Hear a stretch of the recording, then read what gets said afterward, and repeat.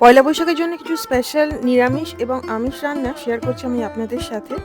নিরামিষ রান্নার কথা ভাবলেই বাঙালিদের ধোকার ডালনার কথা মাথাতে আসবেই। আজকে আমি বানাচ্ছি ধোকার ডালনা, আর সেই রেসিপিটাই শেয়ার করছি আমি আপনাদের সাথে। এটি আমার মার থেকে শেখা। জানি না মার মতো অত ভালো হবে কি না, কিন্তু আমি চেষ্টা করব, যদি কাছাকাছিও যায় তাহলেও দুর্দান্ত হবে খেতে। মা কিছু কিছু টিপস দিয়েছে, খুব ছোট ছোট সিম্পল টিপস, কিন্তু সেগুলো যদি ফলো করা হয় তাহলে রান্নাটা আরও সুস্বাদু হবে। আমি সেই টিপসগুলো শেয়ার করব আপনাদের সাথে। হ্যালো, নমস্কার, welcome to it's by Madhulika, easy and tasty recipes by Madhulika. আমার রান্নাঘরে আপনাদের সকলকে স্বাগত। আজকে আমি বানাচ্ছি ধোকার ডালনা, মার রেসিপি।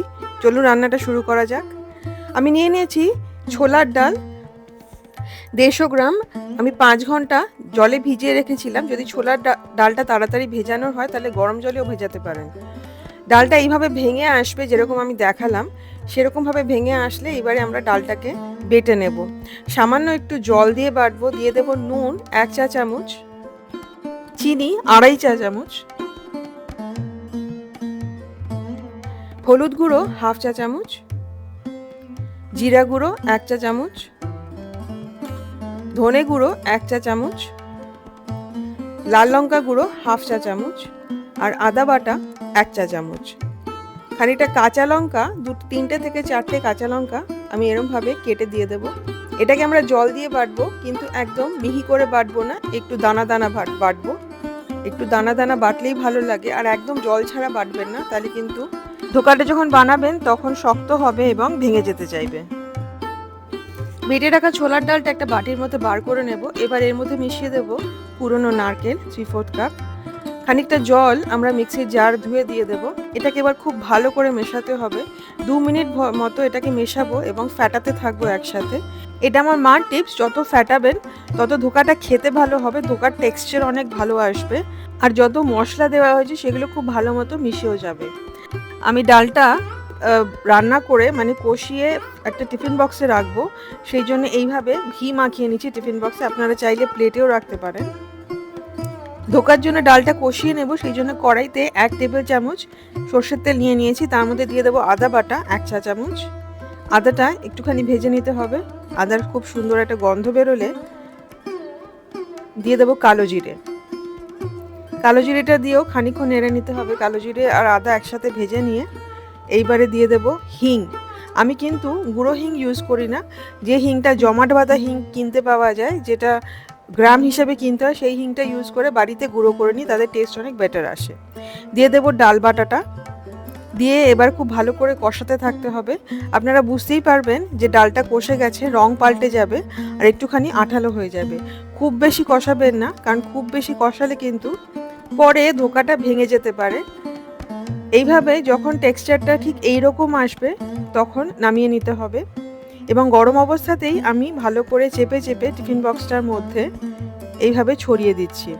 আমি এটাকে চৌকো করলাম না, কারণ ধোকার বরফি কেটে নেওয়ার পরে বাকি যে জায়গাগুলো থাকবে সেগুলো আলাদা করে ভেজে শুকনোই খাওয়া হয়, সেই জন্যই আমি চৌকো করলাম না। চৌকো করলে পুরোটাই ইচ্ছে হবে ঝোলের মধ্যে দিয়ে দিতে।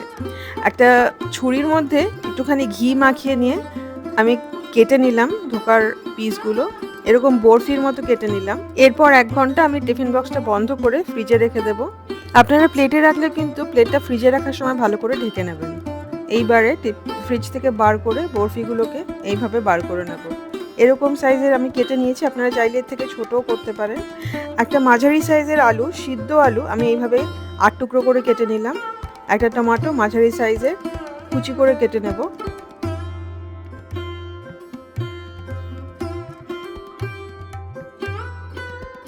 এইবারে আসল রান্নাটায় চলে যাওয়া যাক। আমি রান্নাটা সর্ষের তেলে করছি। কড়াইতে আমি 3/4 কাপ সর্ষের তেল নিয়ে নিলাম। ধোকাটা ভাজতে হবে, সেই জন্য তেলটা একটু বেশি লাগবে। এবারে ধোকার টুকরোগুলো এক এক করে দিয়ে দেব। আঁচ কিন্তু বাড়ানো থাকবে। আমি হাই ফ্লেমে লাল লাল করে ভেজে নেব। আমি এটা লো ফ্লেমে ভাজি না। লো ফ্লেমে ভাজার কোনো দরকার হয় না, তার কারণ যখন আপনারা এটাকে ডালনার মধ্যে মানে ঝোলের সাথে ফোটাবেন তখনই সিদ্ধ হয়ে যাবে। আর এমনিতেও ধোকাটা অলরেডি অনেকটাই সিদ্ধ হয়ে গেছে, কারণ এটা ভালো করে কষানো আছে। লো ফ্লেমে ভাজলে বরং তেলটা অনেক বেশি টেনে নিতে চায়। ঠিক এইরকম লাল লাল করে ভেজে নেব।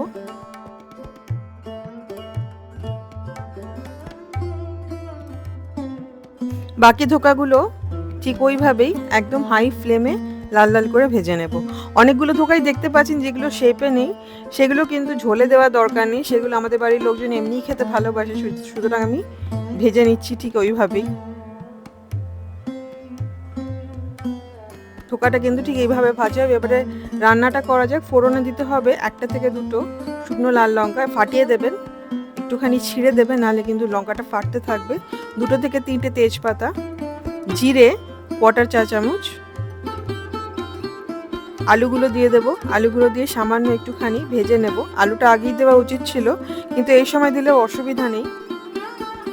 আলুটা পরে দিলে একটাই সুবিধা হয়, আলুটা ভেজে তোলার সময় আলুর গায়ে অনেক ভাজা জিরে লেগে থাকে, যেটা পরে গ্রেভিতে গেলে গ্রেভির টেস্ট অনেক বেড়ে যায়। দিয়ে দেবো নুন স্বাদ মতো। আমি এখানে 1 চা চামচ নুন দিয়েছি। কুচি করে কেটে রাখা টমেটোটা দিয়ে ভাজতে থাকবো যতক্ষণ না টমেটোটা একটু নরম হয়ে যায়। এবারে দিয়ে দেবো মশলা। 1 টেবিল চামচ জিরে গুঁড়ো, 1/2 টেবিল চামচ ধনে গুঁড়ো, 1 চা চামচ লাল লঙ্কা গুঁড়ো, 1 চা চামচ হলুদ গুঁড়ো, আদা বাটা 1 টেবিল চামচ। ডালটা আমরা যে বাটিতে ফেটিয়েছিলাম সেখানে যতটা ডাল লেগেছিল সেটাকে জল দিয়ে ধুয়ে সেই জলটা দিয়ে আমি মশলাটা কষাচ্ছি। এটাতে কিন্তু টেস্টটা অনেক বেটার আসে। মশলাটা ততক্ষণ কষাতে হবে যতক্ষণ না মশলা থেকে তেল বেরিয়ে আসে। জল পুরো শুকিয়ে গেছে, মশলা একদম কষা হয়ে গেছে। আমরা ধোকাটা যে টিফিন বক্সে কষিয়ে রেখেছিলাম সেখানে অনেকগুলো টুকরো রয়ে গেছে, সেটাকে ভালো করে গুঁড়ো করে আমরা এই মশলার মধ্যে দিয়ে দেব। এতে ঝোলের টেস্টটা অনেকটা বাড়বে আর ঝোলটা ঘনও হবে। এটাও আমার মার টিপস। ভালো করে মিশিয়ে নিতে হবে মশলাটার সাথে, ঠিক এইভাবে দিয়ে এবারে আমরা একটু একটু করে জল দেব। চেষ্টা করছি যতটা মিশে যায়, না মিশলেও অসুবিধা নেই, পরে যখন ঝোল ফোটাবেন তখন আলটিমেটলি মিশেই যাবে, তখন আর দেখা যাবে না। এটাতে ঝোলে কিন্তু খুব সুন্দর একটা অদ্ভুত টেস্ট আসে। 1/4 কাপ জল আমরা অলরেডি দিয়ে দিয়েছি। এইবারে আমরা আরও 1 কাপ জল আস্তে আস্তে মিশিয়ে দেব। আপনারা যদি ঝোল আরও চান তাহলে আরও দিতে পারেন, কিন্তু এটা মাখা মাখাই হবে। ঝোলটা কিন্তু ঘন হবে। যখন নামাবো তখন কিন্তু ঝোলটা অতটা ঘন লাগবে না দেখতে, কিন্তু যখন ঠান্ডা হবে তখন কিন্তু ধোকা ডালনা অনেক ঘন হয়ে যায়। ঝোলটা ভালো করে মিশিয়ে নেব মশলার সাথে। দিয়ে দেব আলুগুলো। অনেকেই ধোকার ডালনায় পেঁয়াজ দেয়, কেউ কেউ শুনেছি রসুনও দেয়। আমার মনে হয় এইভাবে নিরামিষভাবে বানালেই এত ভালো লাগে যে পেঁয়াজ রসুন দেওয়ার দরকার হয় না, তবে চাইলে দেওয়াই যায়। দিয়ে দেবো চিনি 1/4 চা চামচ। আমি সিদ্ধ করা আলু ভেজে ইউজ করছি, সেই জন্য এখনই চিনি দিয়ে দিলাম, কারণ আর কিছু সিদ্ধ হওয়ার নেই। আপনারা যদি কাঁচা আলু ইউজ করেন ভেজে, তাহলে কিন্তু চিনিটা একদম শেষে দিতে হবে। ঝোলটা ফুটে উঠলে এক এক করে ধোকার টুকরোগুলো দিয়ে দেব। খুব ভালো করে মিশিয়ে দেব হালকা হাতে। এবার ধোকা ঝোলের সাথে ফুটতে দিতে হবে। খানিটা দেখুন আমি রেখে দিয়েছি, এগুলো আমি ঝোলের মধ্যে দিচ্ছি না, এগুলো এমনিই খেতে ভালো লাগে। গরম মশলা দিয়ে দেবো 1/2 চা চামচ। ভালো করে মিশিয়ে নিতে হবে। দিয়ে দেবো ঘি 1/2 চা চামচ। ঘিটা দিয়ে মিশিয়ে নিয়ে ঢাকা দিয়ে 5 থেকে 6 মিনিট একদম কম ফ্লেমে এটাকে রান্না করতে হবে। ঝোলটা কিন্তু এতটাই থাকবে, কারণ এরপরে ঝোলটা কিন্তু টেনে নেবে ধোকা, আর ঝোলটা অনেক ঘনও হয়ে যাবে। দিয়ে দেব কাঁচা লঙ্কা। আঁচ বন্ধ করে 15 থেকে 20 মিনিট স্ট্যান্ডিং টাইম কিন্তু দিতেই হবে। ধোকার ডালনা একদম রেডি টু সার্ভ করবেন গরম ভাতের সাথে বা পোলাওয়ের সাথে, দুটোর সাথে খেতে ভীষণ ভালো লাগে। ধোকার ডালটা আমরা সবাই ভালোবাসি এবং এইভাবে ধোকার ডালনা বানিয়ে দেখবেন, আমার মনে হয় আপনাদের ভীষণ ভালো লাগবে। এটা আমার মার one of the best recipes, এবং ঠিক এইভাবেই বানাবেন। মার যত টিপস ছিল আমি দিয়েছি, আমার মনে হয় এগুলো যদি ফলো করেন তাহলে দুর্দান্ত হবে খেতে। ঠিক এভাবে ধোকার ডালটা বানাবেন এবং আমাকে কমেন্ট করে জানাবেন যে আপনাদের কেমন লাগলো। রেসিপিটা ভালো লাগলে প্লিজ লাইক করবেন, শেয়ার করবেন। আমার চ্যানেল ইটস বাই মধুলিকা অবশ্যই সাবস্ক্রাইব করবেন। সাবস্ক্রাইব করার সময় বেল আইকনটি প্রেস করতে কিন্তু ভুলবেন না। খুব ভালো ভালো রান্না করবেন, ভালো থাকবেন। Happy cooking.